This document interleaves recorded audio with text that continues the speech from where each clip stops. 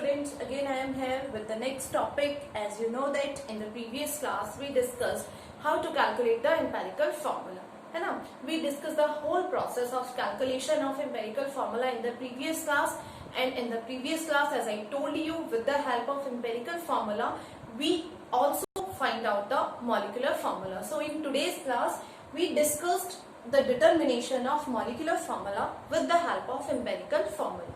Okay, so always remember, empirical formula is the simplest whole number ratio of all the atom present in compound, one molecule of compound. But molecular formula is the exact ratio of all the atoms present in the one molecule of a compound. Okay, so let us start with the determination of molecular formula with the help of empirical formula. Here you can see between molecular formula and empirical formula there is a relation. Molecular formula is equal to n into empirical formula. Okay, molecular formula is equal to n into empirical formula, where n is equals to any integer value. Means n is always integer value. Okay, so always remember, the process of determination of molecular formula is completely depend on this n, है ना? Because the value of n always decide what is the molecular formula of any compound. n की value decide करती है किसी भी compound का molecular formula क्या होगा. So हम देख लेते हैं, n is equals to relation होता है n is equals to molecular mass.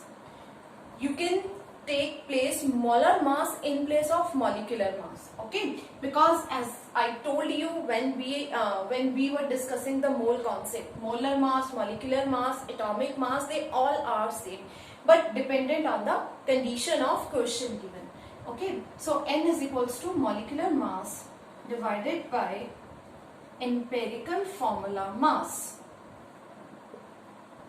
So first of all, we need to know how do we calculate this molecular mass.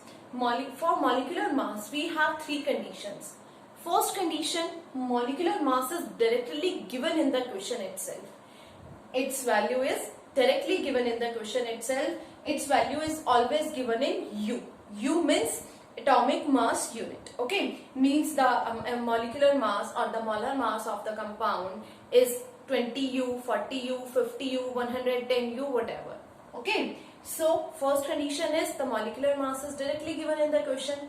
Second condition, if molecular mass is not given in the question, then always vapor density is being given in the question.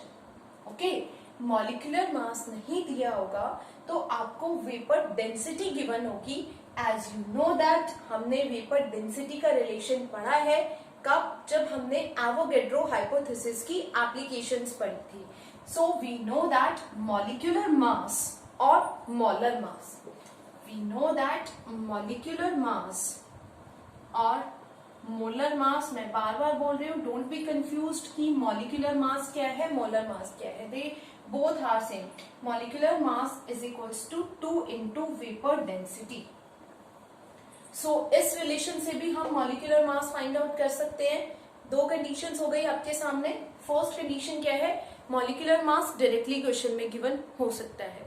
Second condition क्या है, molecular mass given नहीं होगा, then vapour density is given in the question itself. Vapor density given होगी, so you applied this relation, molecular mass is equals to 2 into vapor density. जो भी vapor density given है उसमें 2 की into कर दीजिएगा. Okay, थर्ड कंडीशन, हमें molecular formula find out करना है. ना तो क्वेश्चन में molecular formula directly given है और ना ही क्वेश्चन में vapor density given है. तो उस कंडीशन में आपका जो मॉलिक्यूलर मास होगा वो एम्पेरिकल फॉर्मूला मास के इक्वल हो जाएगा. समझ गए थर्ड कंडीशन. थर्ड कंडीशन क्या है, when there is no clue given in the question for molecular mass, then molecular mass is always equals to empirical formula mass. Means third वाली condition में n की value always 1 आएगी. जब दोनों same हो जाएंगे तो वैल्यू 1 आ जाएगी, ठीक है। तो किस कंडीशन में n की वैल्यू 1 होगी? जब मॉलिक्यूलर फॉर्मूला फाइंड आउट करना है, but molecular formula find out करने के लिए मॉलिक्यूलर मास की कोई कंडीशन गिवन नहीं है, कोई क्लू गिवन नहीं है, ना तो डायरेक्टली गिवन है ना वेपर डेंसिटी गिवन है। Then in that condition both molecular mass and empirical formula mass are equal, means you can say in that condition the value of n is always equals to 1. Okay, the value of n is always equals to 1. मैंने आपको इसकी condition बताई है। अभी आप ये सोच रहे होंगे इंपेरिकल फॉर्मूला मास क्या है? इंपेरिकल फॉर्मूला मास है mass of empirical formula. Suppose कीजिए हमारा किसी भी क्वेश्चन में इंपेरिकल फॉर्मूला CH आता है, ठीक है, और C2H2 आता है। किसी भी क्वेश्चन में इंपेरिकल फॉर्मूला जब हमने कैलकुलेट किया with the help of table, तो हमारे पास दो एलिमेंट्स थे, carbon and hydrogen, and after doing calculation the empirical formula is C2H2। तो इंपेरिकल फॉर्मूला मास क्या है? इस इंपेरिकल फॉर्मूले का molar mass means 12 into 2 plus 1 into 2, 24 plus 2 that is 26, means 26U is the empirical formula mass. समझ में आया? तो empirical formula mass क्या है? Molar mass, molecular mass of empirical formula। जो भी empirical formula आपका आफ्टर कैलकुलेशन आया है उसका जो भी मोलर मास है, बिकॉज इंपेरिकल फॉर्मूला का मोलर मास आप फाइंड आउट कर सकते हैं ना। हमारे पास क्या है? We have elements, then as we know that every element has its own atomic mass, तो by doing the calculation we know the empirical formula mass. Okay, तो जो भी इंपेरिकल फॉर्मूला आया है उसका मास फाइंड आउट करेंगे, that is empirical formula mass. और if empirical formula of this is 26U, है ना, और मॉलिक्यूलर फॉर्मूला फाइंड आउट करना है, बट मॉलिक्यूलर फॉर्मूला के लिए कंडीशन नहीं है। कंडीशन मींस ना तो मॉलिक्यूलर फॉर्मूला के लिए मॉलिक्यूलर मास क्वेश्चन में गिवन है, ना वेपर डेंसिटी गिवन है, तो उस कंडीशन में थर्ड वाली कंडीशन अप्लाई करेंगे। थर्ड वाली कंडीशन क्या है? मींस सपोज कि इंपेरिकल फॉर्मूला मास 26 है, तो उस कंडीशन में आपका दोनों वैल्यू 26 हो जाएंगी 1, means n is always equals to 1। n जो होगा वो ऑलवेज 1 के इक्वल होगा। कब 1 के इक्वल होगा? जब मॉलिक्यूलर मास के लिए कंडीशन गिवन नहीं है। ओके, एक बार फिर से समझ लीजिए, बहुत इजी है बट ध्यान से समझना होगा। As we know that the relation between molecular formula and empirical formula is this: molecular formula is equals to n into empirical formula, okay, where n is any integer value, and as I told you the molecular formula is completely depend on this integer value। जो भी integer value आएगी उसी की multiply हमें empirical formula में करना है, तो मल्टीप्लाई करेंगे आंसर आ जाएगा। तो हमारा जो molecular formula है वो इस n पे डिपेंड करता है, एंड yes, n को फाइंड आउट करने के लिए ये रिलेशन है n is equals to molecular mass divided by empirical formula mass. Empirical formula mass means mass of empirical formula, or you can say molecular mass of empirical formula. Okay, but for molecular mass we have three conditions. First condition is molecular mass is directly given into the question. Second condition is if molecular mass is not given in the question, then we have vapor density and it is given in the question itself. Vapor density question में given होगी। Vapor density given है, then you apply this relation and find out the molecular mass and then you find out the value of n. Third condition, molecular formula find out करना है, but इसके लिए कोई condition नहीं है, because ये value तो आ जाएगी। जब तक इंपेरिकल फॉर्मूला आपको पता नहीं होगा तब तक हम मॉलिक्यूलर फॉर्मूला फाइंड आउट नहीं कर सकते हैं, ये भी याद रखिए। Means after finding the empirical formula only we can find the molecular formula for a compound. Okay, so empirical formula आ गया तो ये हम मास फाइंड आउट कर लेंगे। कंडीशंस इसके लिए है, डायरेक्टली गिवन होगा, नहीं तो वेपर डेंसिटी गिवन होगी। वेपर डेंसिटी गिवन नहीं होगी तो थर्ड कंडीशन में मीन्स उस कंडीशन में n की वैल्यू 1 आएगी, वहां पे आप इसकी वैल्यू वही पुट करेंगे जो आपका एम्पेरिकल फॉर्मूला मास आया, मीन्स कैंसल आउट होके n इज इक्वल्स टू 1 आ जाना चाहिए। ओके, और जब n इज इक्वल्स टू 1 आएगा, सपोज एम्पेरिकल फॉर्मूला C2H2 है, तो इंटू कीजिए 1 इंटू 2, 1 की इंटू 2 में करेंगे, 1 into 2 is equals to 2 C2 and H2। Means मैंने आपको बोला था in some cases empirical formula and molecular formula both are same. तो वो केसेस कौन से हैं? जब n की वैल्यू 1 होगी, means when n is equal to 1 then the empirical formula and molecular formula for any compound is always same. उस condition में उस कंपाउंड का मॉलिक्यूलर फॉर्मूला और एम्पेरिकल फॉर्मूला भी सिमिलर हो जाता है। ओके, सो लास्ट क्लास में हमने एम्पेरिकल फॉर्मूला सीखा, अभी हमने मॉलिक्यूलर फॉर्मूला सीखा, तो हम कुछ एक दो क्वेश्चंस कर लेते हैं, थोड़ा इजी हो जाएगा। उसके बाद हम एम्पेरिकल फॉर्मूला का ही थर्ड पार्ट स्टडी करेंगे, calculation of molecular formula of crystalline solid. ठीक है, बिकॉज आपने क्लास 10th में पढ़ा है we have two types of compound, crystalline compounds and anhydrous compound. Suppose I take copper sulfate dot 5H2O, तो copper sulphate का empirical formula और molecular formula find out कर लेंगे, बट यहाँ पर 5H2O कैसे आया है ना, जब 10th में हम पढ़ते थे क्वेश्चन हमारे माइंड में आता था 5H2O ही क्यों लिया हमने, तो ये 5H2O आया है आपका मॉलिक्यूलर फॉर्मूला से। When we are going to calculate the molecular formula of crystalline compound, then only we will know how much amount of water is added to the crystalline solids, है ना। जब हम crystalline compounds का molecular formula find out करते हैं, तभी हमें पता चलता है कि किसी भी कंपाउंड के साथ वाटर की कितनी अमाउंट आएगी। तो जो वाटर की फिक्स्ड अमाउंट है वो कहाँ से आई है? That comes from the molecular formula, because as I told you molecular formula is the exact ratio. So exact ratio means fixed ratio. Okay, so let us take an example for understanding this.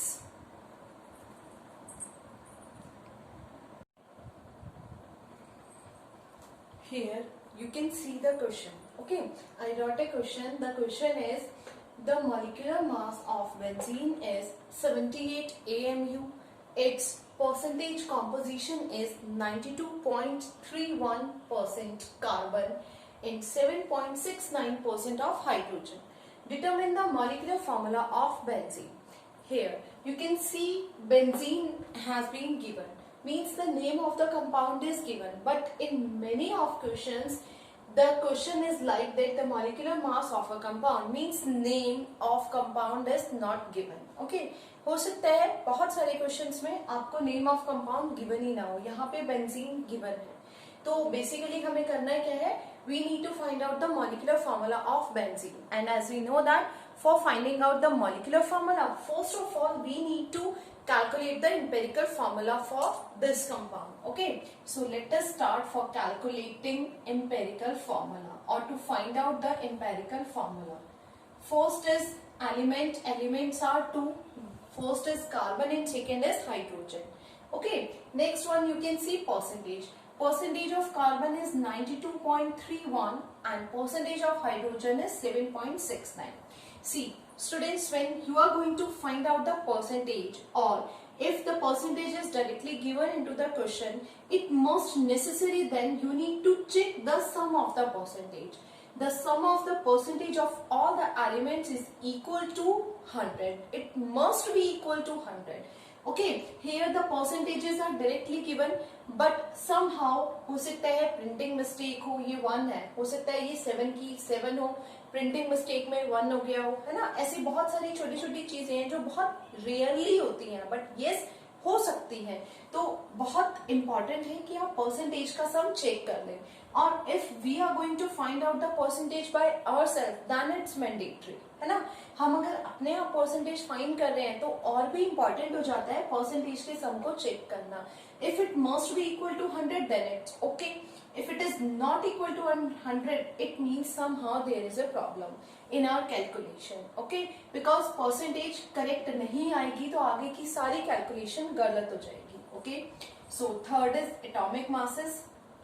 As I told you, atomic mass is given in the question, or you can write the atomic mass by yourself. आपको पता है. And fourth one is gram atoms. Gram atoms means moles, है ना, which I told you in the previous class. So moles is equals to percentage divided by atomic mass.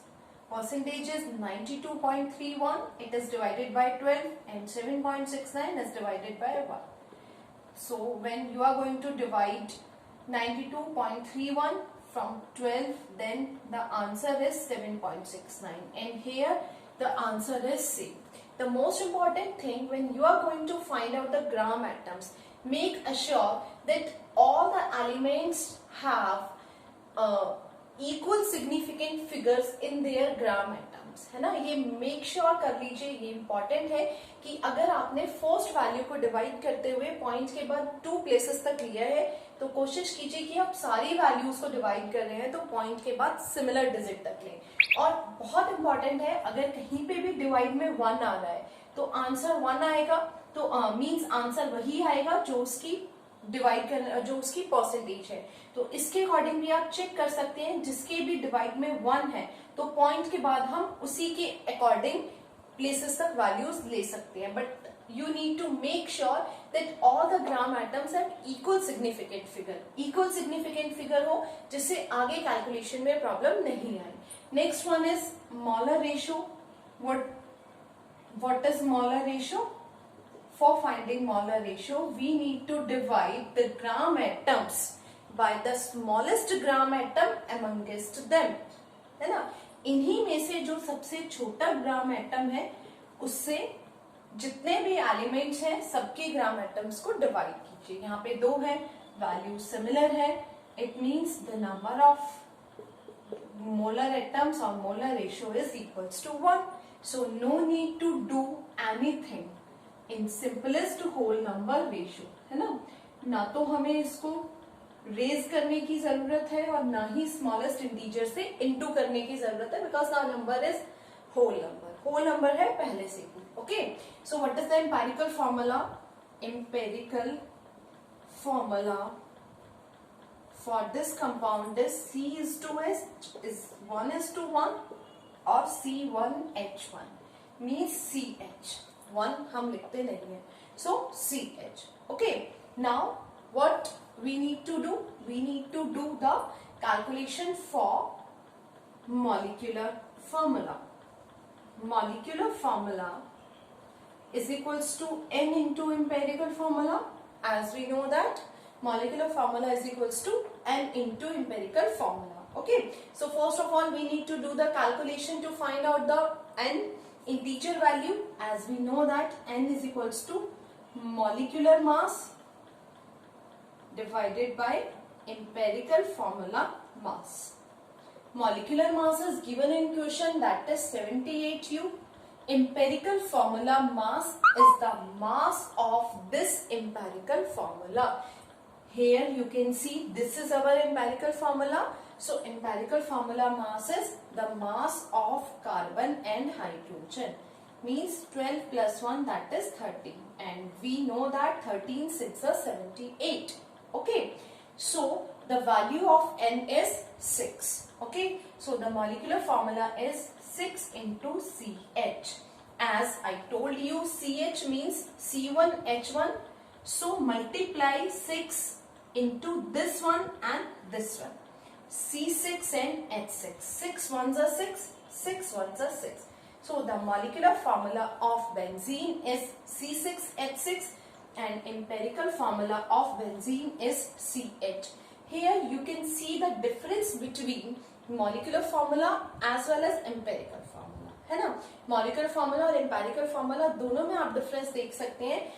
So empirical formula is what? Empirical formula is the simplest whole number ratio of all the atom present in one molecule of the compound. किसी भी compound के एक molecule में जितने भी atom है उनका simplest whole number ratio find out करना. And molecular formula is exact number of atom, exact ratio of each and every atom present in particular formula, one molecule of a compound. Okay, आप इसको simplify करेंगे then CH means 1:1 का ratio आ रहा है और 1:1 का ratio क्या है? सिंपलेस्ट होल नंबर रेशियो है. 1:1 का रेशियो क्या है?